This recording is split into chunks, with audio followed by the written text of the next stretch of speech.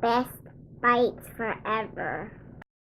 Hey, what's up everyone? I'm Chef Alicia, and in this video I'm going to share all of my secrets for this decadent yellow cake. If you're not subscribed already, go ahead and subscribe now. Let's rock it out. I'm starting off here with 1 cup of butter, and I'm going to cream this until it becomes light and fluffy. I'm going to do this on a medium speed, and it's going to take 2 to 3 minutes. Once my butter looks super light and creamy and fluffy, then I'm going to go ahead and add in my sugar. By the way, I am using a room temperature butter here. You need it to be room temperature in order for this to work. And each time before I add any other ingredient, I will be stopping to scrape my bowl as well as my paddle on my KitchenAid mixer.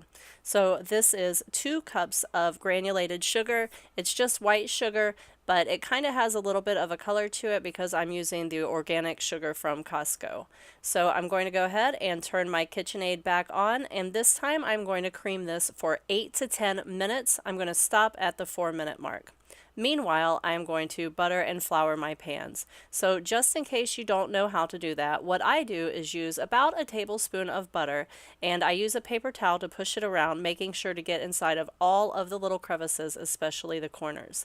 The next thing that I do is use a little bit of flour. I just put it in there, and then I tap it around inside of my cake pan until I coat the bottom and the sides. So I'm showing you this in the order that I did it in. So at this point, I'm going to stop for just a second, put my pans down, and check on my butter and sugar mixture. I'm at the 4-minute mark right now.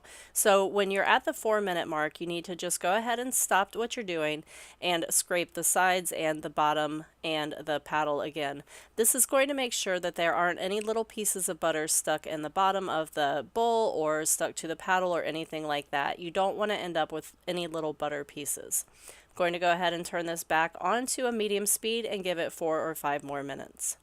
Meanwhile, back over here to my cake pans, because I did set them down just to kind of check on my butter and sugar, so I'm going to go ahead and finish up doing the very edge of this pan. And I do that just by kind of rolling it around and getting it to shake. So if you look in this pan, there's quite an excess of flour, like it's a pretty thick layer. So if you just put it on top of your other one and give it a nice little tap like so, it's going to give you the perfect layer of butter and flour.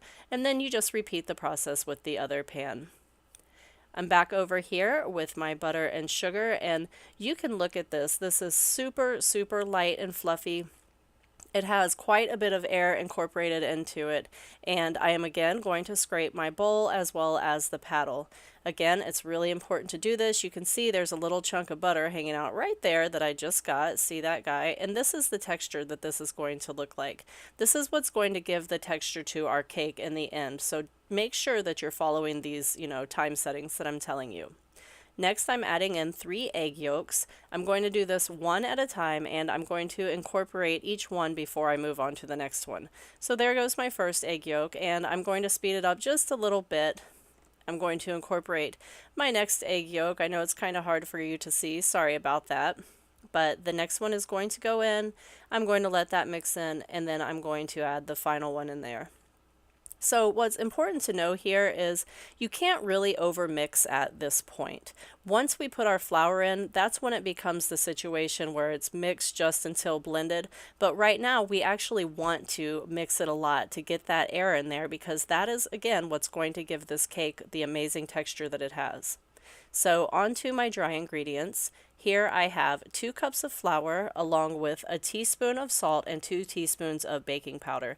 And by the way, that KitchenAid is going to run for 5 more minutes with the egg yolks in there. So I have 5 minutes right now where I'm doing these other things. In this bowl, I have 3 egg whites, and I'm going to use my handheld KitchenAid to go ahead and whisk those to stiff peaks. I absolutely love my handheld for this because it does it in probably about a minute. And this is what they look like once they hit stiff peaks. And I probably actually went the teeniest little bit over, but that's okay. It's not going to hurt anything. So the next thing that I need to do is come back over here, so that additional 5 minutes is up. And again, you can see how light and creamy this batter is getting, and we haven't even added in the egg whites or anything yet. Of course, I'm going to stop at this point. I'm going to scrape my bowl, and I'm going to go ahead and scrape down the paddle attachment as well. So now it's time to really start turning this into a cake. The first thing that I'm going to do is I'm going to add in 1/4 of my dry mix. So this goes in batches at this point, and at this point, because we did add flour, you can overmix your cake. So you only want to mix on low speed just until these ingredients are incorporated. If you overmix your dough, you're going to end up with like a tough cake instead of it being nice and light and fluffy and, you know, soft inside of your mouth. It's going to take on more of like a bready texture, which we definitely don't want. These are my liquids that I'm mixing right now. So here I have 1 cup of buttermilk and I'm adding 2 teaspoons of vanilla into that.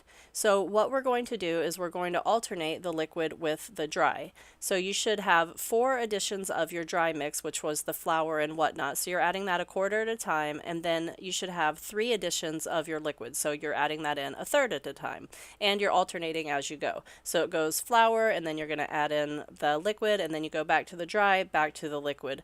Make sure that you stop and you scrape your bowl in between each thing. So I just finished adding in my liquid. I barely let it mix up. I don't want to overmix, and then I scraped my bowl, and now I've switched to my flour, back to my liquid. I think that you probably get the idea here, obviously, so I have sped up the video, and I'm just going to finish alternating this out. And I want you to just kind of pay attention to the texture. Everything that I'm mixing, I'm only doing this on low. So I know that it looks faster, but it's definitely on low speed. So this is what it's going to look like when it's all mixed together. Take a good look at the texture. This is what it should be looking like. It's nice, it's fluffy, it's creamy, it's absolutely gorgeous.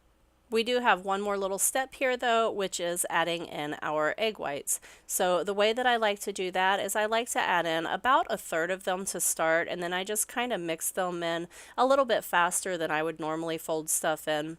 And once I get that first third folded in there, I go ahead and I add in the rest of it and just fold it in, you know, slowly and more gently, I guess. So this cake is actually going to end up being my daughter's birthday cake, and it's going to be a Wreck-It Ralph cake. So if you want to watch me decorate it once I'm finished baking it, I'm going to leave a link to the separate video, which is going to be the Wreck-It Ralph Sugar Rush cake decorating video. So I have all of my egg whites mixed in, and now I'm ready to put my cake batter into its pans. If you would like to have like perfectly nice even layers, the only way to really do that is to weigh them. If you can't weigh them, if you don't have a scale, then I guess you can just do it by, you know, looking at it and do the best you can, or you could even measure it if you wanted to try doing that. But what I am doing is I'm using my scale, and each one of my pans is going to hold about 22 ounces of batter. I think one of them was 22 ounces and one of them was like 21.8 ounces. So that's pretty close to even. I'm happy with that. I'm just going to smooth out the top, and then I'm going to put this into the oven at 350 degrees Fahrenheit. It takes around 25 to 30 minutes until it's ready, and you know, a toothpick should come out clean. This cake kind of pulls away from the sides as it cooks, and it gets this really beautiful golden brown all the way around it. Let this cool completely before you remove it from the cake pans, and then it is ready to decorate. So here's my cake all finished, just like Mama Never Made, and here is a picture of the Sugar Rush cake in case you want to check that out, and a picture of it all eaten. Don't forget to like and subscribe, and I will see you in the next video. bestbitesforever.com